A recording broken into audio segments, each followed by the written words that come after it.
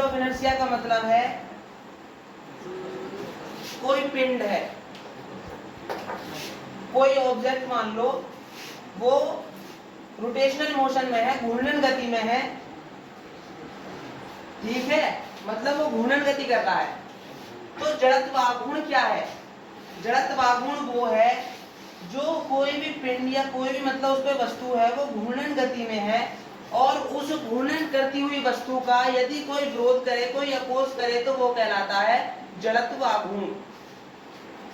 यदि ये मानो, सबसे पहले मैंने एक दिन आपको जड़त्व बताया था, जड़त्व का नियम, वो पहला नियम भी है गति का, वो ये था कि यदि हम रेस्ट पोजीशन में हैं तो रेस्ट पोजीशन में ही रहना पसंद करेंगे, यदि हम मतलब यदि हम गति कर रहे हैं, कोई हमारी वेलोसिटी है, कोई हमारा वेग है, तो हम उसी में रहना पसंद करेंगे जब तक कि कोई हम पर बाहर का कोई फोर्स अप्लाइड ना करा जाए। यदि हम पे वो कोई फोर्स अप्लाइड नहीं करा जाएगा तो हम ऐसे ही चलते रहेंगे और फोर्स अप्लाइड होता है, हमारी क्या नाम है जड़त्व है, वो हम चलते हैं तो हमारा विरोध करती है, हम बैठे हैं तो विरोध करती है, वो जड़त्व है। अब बात आती है घूर्णन गति की, रोटेशनल मोशन की। तो घूर्णन गति में क्या है? घूर्णन गति में आता है जड़त्व आघूर्ण। जड़त्व आघूर्ण होता है, जड़त्व आघूर्ण का सीधा सा मतलब बता दिया कि कोई वस्तु घूम रही है और उसका घूमने के लिए जो अपोज हो रहा है, उसका विरोध हो रहा है, वो ही जड़त्व आघूर्ण है, वो ही moment of inertia. Moment of inertia समझने, मोमेंट ऑफ इनर्शिया को आई से इंडिकेट करते हैं। इसका फॉर्मूला होता है I = mr²। सपोज करो ये कोई आलू है, आलू में हमने कोई इस तरह से एक अगरबत्ती की तिल्ली घुसा दी।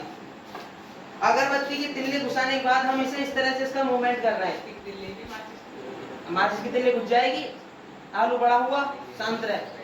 अगरबत्ती घुसा दी पूरी मानो, और अगरबत्ती घुमाने के बाद इसके मतलब कोई ये सेंटर है, उससे अगरबत्ती डाली और उससे डालने के बाद हम उसका जो उसकी जो गति कर रहे हैं वो इस तरह से घुमा रहे हैं।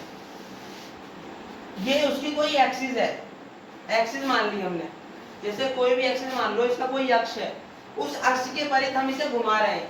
तो घुमाने के बाद हमने मान लिया कोई यहाँ पे कोई छोटा सा कण है जिसका वो द्रव्यमान, जिसका मास m है, और यहाँ से यहाँ तक की कोई रेडियस है, वो है r1, m1 मान लिया।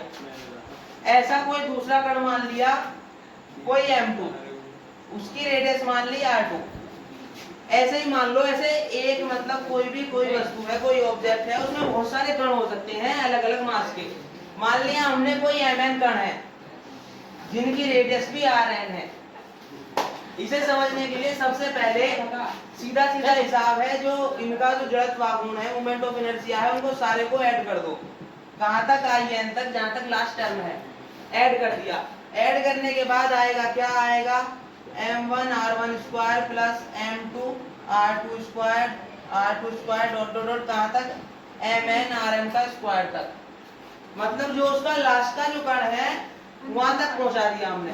अब पहुंचाने के लिए अब मानो हमें सारे कणों का, ये मानो सारे कणों का जो योग निकालना है, उसका एडिशन निकालना है, तो कैसे निकालेंगे? इसे एक सिंपल सी फॉर्म में लिखते हैं, I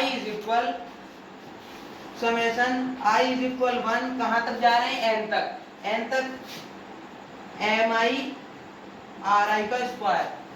मतलब ये है I = 1 समेशन जा कहां रहे हैं? n तक, n टर्म है हमारी m1 mi ri का स्क्वायर। ये हो गया हमारा। यदि हम पूरे पिंड का, पूरा कोई ऑब्जेक्ट है उसका जड़त्व आघूर्ण निकालें तो उसका सीधा सा होगा ये क्लियर हुआ। और सीधा सा इसका फॉर्मूला था, यदि किसी भी एक कण का पूछे तो I = mr², उसका मास और उसकी जो कण है उसके बीच की जो रेडियस है उसका स्क्वायर क्या होता है? जड़त्व आघूर्ण। जड़त्व आघूर्ण हुआ। अब जड़त्व आघूर्ण से अगला टॉपिक आता है बल आघूर्ण, movement of force. Movement of force क्या है? वो भी इसी तरह से है, मूवमेंट ऑफ फोर्स भी। उसमें भी कुछ ऐसा नहीं है मूवमेंट ऑफ फोर्स में, उसमें भी हमने कोई एक आलू मान लिया, उसमें भी एक उसके सेंटर से कोई अगरबत्ती की तिल्ली डाल दी, उसे भी मानो हमने इसी तरह से घुमा रहे हैं, सीधा सा सिंपल मान लो आलू का ही मूवमेंट ऑफ फोर्स।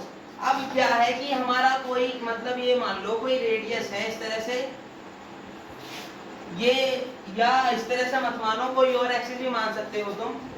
सपोज करो इससे ये मान लो ये भी एक्सिस है, दोनों एक्सिस हो सकती हैं, किधर से भी घुमा सकते हैं, इधर से घुमा लो चाहे इधर से घुमा लो, वो आप पे डिपेंड करता है। अब इन दोनों एक्सिस से, ये कोई दो एक्सिस ले ली, इन दोनों एक्सिस से जो परपेंडिकुलर जो लाइन जाएगी, जो लंबवत लाइन जाएगी, लंबवत मतलब इनके बीच में जाएगी, पहली बात ये है, जो इन दोनों के बीच में लाइन जाएगी, परपेंडिकुलर लाइन जाएगी, उस पे माना हमने कोई आगे जाके कोई कण है जिसका मास, जिसका द्रव्यमान m है। अब इसकी रेडियस है r वेक्टर, मतलब सदिश में ले रहे हैं, वेक्टर क्वांटिटी ले रहे हैं r वेक्टर। अब बल आघूर्ण क्या होता है वो समझना जरूरी है। बल आघूर्ण होता है, ये मानो यहां से क्या नाम है, कोई इस तरह से फोर्स लगा F, ये r की सीध में हमने कोई ये डायरेक्शन ली, इसका मतलब क्या है, यहाँ पे एंगल क्रिएट होगा जिसे बोलेंगे थीटा। मतलब कोई r वेक्टर था, उसकी कोई, उसके थोड़ा सा मतलब हम फोर्स लगाएंगे तो थोड़ा जो कोई भी वस्तु है, कोई भी ऑब्जेक्ट है, वो अपने जो उसका मार्ग है, जो उसका रास्ता है, थोड़ी सी विचलित जरूर होगी, हिलेगी जरूर, भटक जाएगी। मान लिया कोई ये एफ है और इससे कोई थीटा एंगल क्रिएट होता है इसकी साइड में, तो आर वेक्टर, इसकी डेफिनेशन होती है बल आघूर्ण की, क्या नाम है, कोई पिंड है, कोई ऑब्जेक्ट है, वो मतलब घूर्णन गति में है, और घूर्णन गति में उसके दोनों अक्षों से लंबवत परपेंडिकुलर कोई एक कण है m, जिसकी त्रिज्या रेडियस r है, और उससे r जहां कण है उससे लंबवत, उससे परपेंडिकुलर लगने वाला फोर्स बल आघूर्ण कहलाता है। अब मैंने एक चीज बताई थी कि हम वेक्टर क्वांटिटी ले रहे हैं, वेक्टर क्वांटिटी में लेते हैं sin थीटा। बल क्या होता है, फोर्स F, मतलब F sin theta. F sin theta क्यों लिया, क्योंकि यहाँ पे एंगल क्रिएट हुआ है थीटा। अब इसकी साइड में जाएगा, ये हो जाएगा F cos थीटा। ये चीज समझ में आई। मेरा कहने का मतलब ये है कि मतलब जो बल आघूर्ण होगा, मोमेंट ऑफ फोर्स होगा, वो क्या होगा, वो होगा कोई कण है, उसमें कोई उसका द्रव्यमान m है, उसकी रेडियस r है, रेडियस से परपेंडिकुलर लंबवत लगने वाला बल ही बल आघूर्ण कहलाएगा। ये है F sin थीटा, इसे F sin थीटा से डिनोट करते हैं। अब बल आघूर्ण क्या होता है, इसे डिनोट करते हैं टॉय से। तो टॉय बराबर होता है r vector into f vector, दोनों वेक्टर क्वांटिटी है। अब r वेक्टर का वेक्टर हटाने के लिए rf sin theta, rf sin theta. यदि यहाँ हम मान लें थीटा 90 डिग्री का है, theta is equal 90 degree, 90 degree में sin थीटा क्या होता है 1, वैल्यू होती है 1, या टॉय बराबर आ जाएगा rf। मैं सिंपल फॉर्म में लाना बता रहा हूँ कि मतलब f को तोड़ के सिंपल फॉर्म में लिया हो। इसके कई रूप हो सकते हैं। सीधा फॉर्म आ गया rf जब हमने थीटा इज इक्वल 90 डिग्री रखा। एक फॉर्मूला होता है, आपने 9th में ही पढ़ा होगा, f इज इक्वल ma।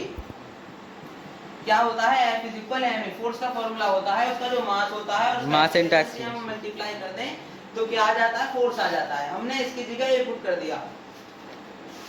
अब बात आती है जब हम एंगुलर में जाते हैं किसी भी चीज में, तो वहां ये जो होता है, ये जो होता है एक्सीलरेशन जो होता है, इसको डिनोट करते हैं हम अल्फा से, अल्फा से डिनोट करते हैं।